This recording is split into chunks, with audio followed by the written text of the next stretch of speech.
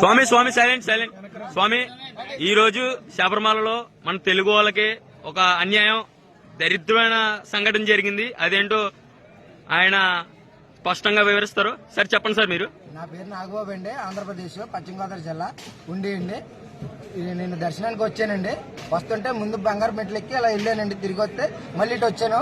ఒక ఆఫీసర్ వచ్చి దర్శనం అవ్వలేదని అంటే జిప్పిప్పు చూపిస్తున్నాడండి.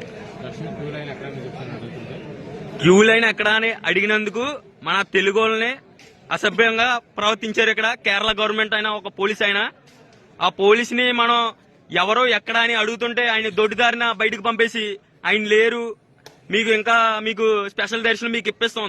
దర్శనం కోసం మనం వచ్చామేంటండి? మన తెలుగు ఆత్మగౌరవాన్ని పెంచాలి. మనం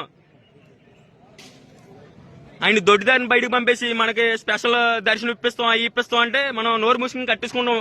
దర్శనానికి వెళ్ళి కట్టుకుంటూ ఉంటామా చేతులు? స్వామి, దీన్ని ఎక్కడి దాకా తీసుకెళ్దాం మీరే చెప్పండి సార్. సెంట్రల్ దాకా తీసుకెళ్ళిపోదామండి. సెంట్రల్ దాకా తీసుకెళ్ళిపోవాల్సిందే. సనాతన ధర్మం కాపాడాలంటే సెంట్రల్ దాకా ఖచ్చితంగా దీన్ని సెంట్రల్ గవర్నమెంట్ దాకా, పవన్ కళ్యాణ్ గారి దాకా, మొత్తం ఎక్కడి దాకా అయితే తీసుకెళ్లారనుకో మోదీ దాకా తీసుకెళ్లే బాధ్యత మనందరిది. ఈ Telugu justice justice justice justice